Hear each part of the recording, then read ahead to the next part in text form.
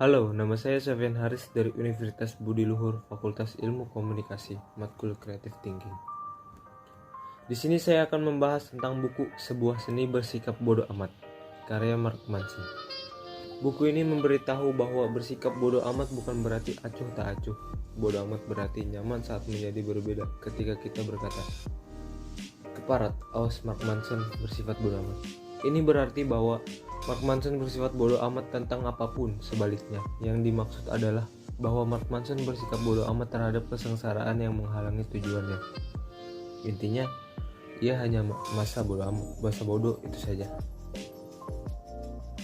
Buku ini juga menjelaskan bahwa untuk bisa mengatakan bodo amat pada kesulitan, pertama-tama Anda harus peduli terhadap sesuatu yang jauh lebih penting dari kesulitan.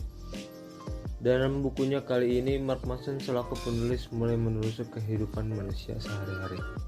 Dalam rangka mengembangkan nilai-nilai yang bermanfaat untuk kita, Mark Manson sendiri merupakan blogger yang punya berjuta-juta pembaca.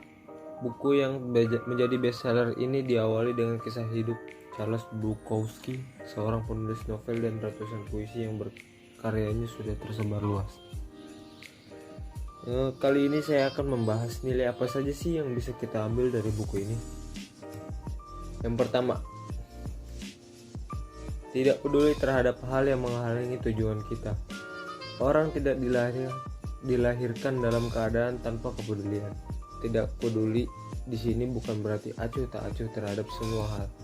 Dalam hidup pasti kita mempunyai tujuan tertentu, maka kita harus selalu memusatkan perhatian pada tujuan tersebut. Meskipun banyak hal akan mendobrak kita dari berbagai sisi. Yang kedua, nikmati masalahmu seberat apapun itu. Kita selalu bermimpi untuk hidup yang terbatas dari segala masalah, entah itu dari segi finansial, ekonomi hingga pendidikan. Namun terkadang penderitaan akibat masalah itu justru ada manfaatnya. Dia bisa saja menjadi guru terbaik dalam hidup, tergantung bagaimana kita menyikapi masalah tersebut. Yang ketiga, hindari nilai-nilai yang membawa pengaruh buruk bagi kehidupan. Menurut Mark Manson, ada 4 nilai sampah yang maksudnya nilai yang harus kita buang. Yang pertama adalah nilai kenikmatan. Kenikmatan itu memang menyenangkan, namun ini adalah salah satu nilai yang menakutkan jika dijadikan prioritas dalam kehidupan. Yang kedua, kesuksesan material. Banyak orang yang mengukur martabat mereka berdasarkan beberapa besar penghasilan atau mobil jenis apa yang mereka kendarai, atau apakah rumput di halaman mereka lebih hijau dan indah daripada milik tetangga sebelah. Yang ketiga, selalu benar. Otak kita adalah mesin yang efektif secara konsisten. Kita membuat asumsi yang buruk, peluang yang keliru, ingatan yang salah terhadap suatu fakta, bias kognitif, dan keputusan berdasarkan gejolak emosi. Yang terakhir adalah tetap positif. Ada beberapa orang yang mengukur dari sejauh mana mereka mampu untuk selalu menjadi positif dalam berbagai hal. Nilai yang keempat, jadikan kegagalan sebagai pembelajaran. Ketika kita menentukan sebuah pilihan, kita harus bisa menerima semua resiko yang akan terjadi, entah itu baik ataupun buruk. Kegagalan sering dikaitkan sebagai akhir dari segala usaha. Kegagalan menjelma menjadi hantu di setiap langkah kita.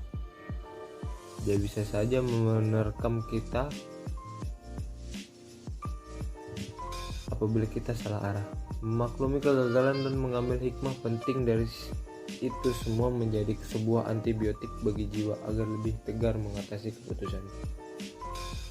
Belajarlah untuk suatu bentuk kegagalan karena proses itu alami, semua orang pasti merasakannya. Tidak ada yang instan untuk mencapai tujuan jika kita hanya akan terbelit di paradoks kegagalan yang akan terus mengitari kita dengan berbagai bentuk kegagalan yang bervariasi dan tak berpihak. Yang kelima, harus bisa menolak godaan yang datang menghampiri. Penolakan di sini berarti kita harus bisa mengendalikan diri kita ke arah yang lebih baik. Jangan mudah terbawa arus kehidupan yang berisi hedonisme dan konsumerisme.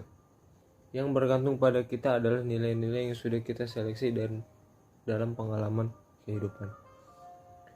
Penolakan itu alami, semua orang pernah merasakan, tidak ada yang salah. Hanya saja kita harus menolak hal apa yang akan membuntuti kita secara perlahan.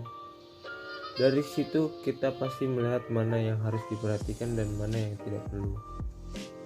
Kita juga diharuskan sadar dan bebas untuk berkomitmen terhadap suatu hal, pada suatu keyakinan.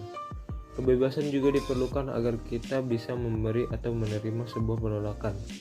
Intinya, kejujuran dan kebebasan memilih nilai kehidupan yang diyakini merupakan hal yang terpenting dalam membina dan membangun nilai yang ada agar tidak termakan oleh godaan duniawi sesaat.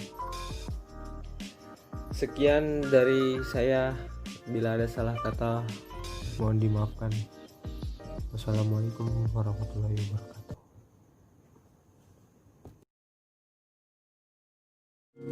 wabarakatuh.